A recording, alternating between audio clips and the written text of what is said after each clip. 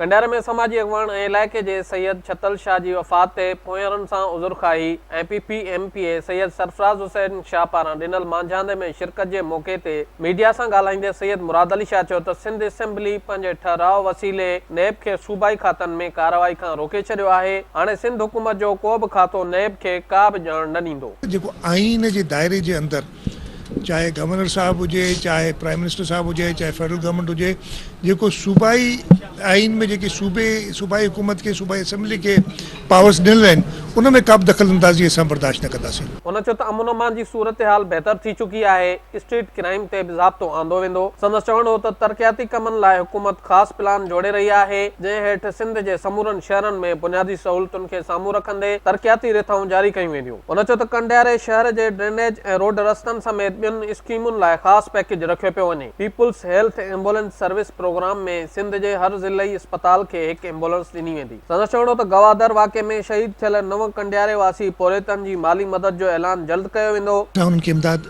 जे लाइ चयो आहे, इंशाअल्लाह इमदाद मिलंदी उन्हनि खे। कंडियारे में नींगरी ज़मीरा सोलंगी ॾाढाई वाक़े बाबति सवाल ते वॾे वज़ीर DIG शहीद बेनज़ीर आबाद खे हिदायत कई त रिपोर्ट पेश करे नींगरी जे वारसनि खे इंसाफ़ ॾिनो वञे। वॾे वज़ीर सैयद मुराद अली शाह भिरिया सिटी वेझो लालबाग में PPMPA सैयद मुराद अली शाह सीनियर जी भेण जी वफ़ात ते उज़ुरखाही बि कई। उन मौक़े ते मीडिया सां ॻाल्हाईंदे हुन चयो त सिंध जो गवर्नर पंहिंजी हदुनि में रही कमु करे, न त मज़ाहमत थींदी। गवर्नर साहब का एक सेरेमोनियल रोल होता है सूबे के अंदर और उन्हें जो आईनी किरदार है वो अदा करें, उस पर किसी को कोई इतराज़ नहीं होगा।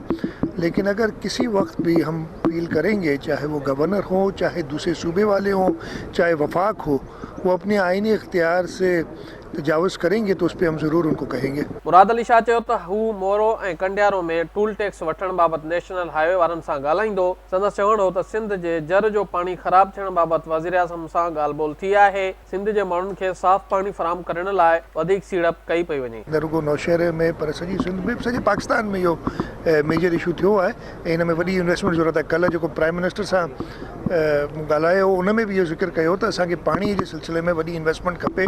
सिंध हुकूमत इन्वेस्टमेंट करे पई पर असांखे वफ़ाक खां मदद जी ज़रूरत पवंदी। उन मौक़े ते सूबाई वज़ीर ज़ियाउल हसन लंजार, सैयद नासिर अली शाह, MPA सैयद मुराद अली शाह, सैयद अमीर अली शाह, सैयद हसन अली शाह पिणु मौजूदु हुआ।